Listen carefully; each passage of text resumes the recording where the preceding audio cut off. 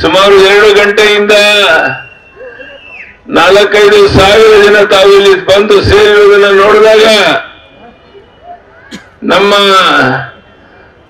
ಈ ರಾಂಪುರದ ಸಾರ್ವಜನಿಕ ಸಭೆಯಲ್ಲಿ ನಿಮ್ಮನ್ನು ನೋಡಿ ಬಹುಶಃ ಕಾಂಗ್ರೆಸ್ನವರಿಗೆ ನಡುಕ ಉಂಟಾಗಿರಬಹುದು. ಬಂಧುಗಳೇ, ನಾನು ಒಂದೇ ಒಂದು ಮಾತು ನಿಮ್ಗೆ ಹೇಳ್ತೇನೆ.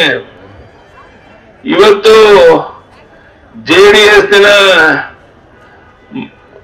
ರಾಷ್ಟ್ರೀಯ ಅಧ್ಯಕ್ಷರಾದಂತ ಮಾನ್ಯ ದೇವೇಗೌಡರು, ಅದೇ ರೀತಿ ಈ ದೇಶದ ನೆಚ್ಚಿನ ಪ್ರಧಾನಿಯಾದಂತ ನರೇಂದ್ರ ಮೋದಿಜಿಯವರು ಒಟ್ಟಿಗೆ ಹೋಗ್ತಾ ಇರುವಂತಹದ್ದು.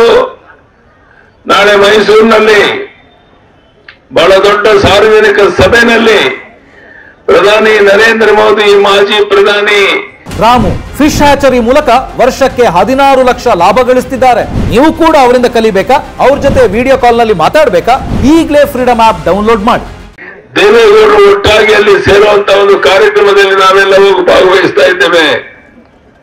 ಬಂಧುಗಳೇ, ನಾನಿದ್ದಾಗ ಕಿಸಾನ್ ಸನ್ಮಾನ್ ಯೋಜನೆ ಅಂತೇಳಿ ಕೇಂದ್ರ ಸರ್ಕಾರ 6,000 ಕೊಟ್ರೆ ನಾನು 4,000 ಕೊಟ್ಟು 10,000 ಕೊಡ್ತಾ ಇದ್ದೆ.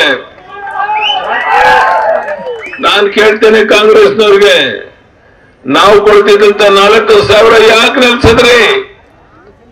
ಜನತೆಗೆ ಮಾಡೋ ದ್ರೋಹ ಇದಲ್ವಾ?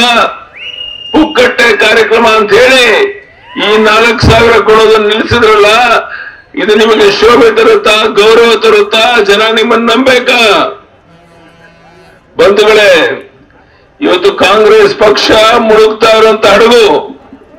ನಾನು ಕಾಂಗ್ರೆಸ್ ಮುಖಂಡರನ್ನು ಕೇಳ್ತೇನೆ, ನಿಮ್ಮ ಮೂಲಕ ನಿಮ್ಮ ಮುಂದಿನ ಪ್ರಧಾನಿ ಅಭ್ಯರ್ಥಿ ಯಾರು ಹೆಸರು ಹೇಳ್ತೀರಾ? ಯಾವನ ಹೆಸರು ಇಲ್ಲ ಪ್ರಧಾನಿ ನರೇಂದ್ರ ಮೋದಿ ಮುಂದೆ. ಇಂಥ ಮಹಾನ್ ವ್ಯಕ್ತಿ, ಇಡೀ ಪ್ರಪಂಚವೇ ಆಡಿ ಹೊಗಳ್ತಾ ಇರುವಂತ ನರೇಂದ್ರ ಮೋದಿ ಇಂಥ ವ್ಯಕ್ತಿ ಈ ದೇಶದ ಪ್ರಧಾನಿಯಾಗಿ 3ನೇ ಬಾರಿಗೆ ಬರುವಂತಹದ್ದು ಸೂರ್ಯ ಚಂದ್ರರು ಎಷ್ಟು ಸತ್ಯನೋ ಅಷ್ಟೇ ಸತ್ಯ.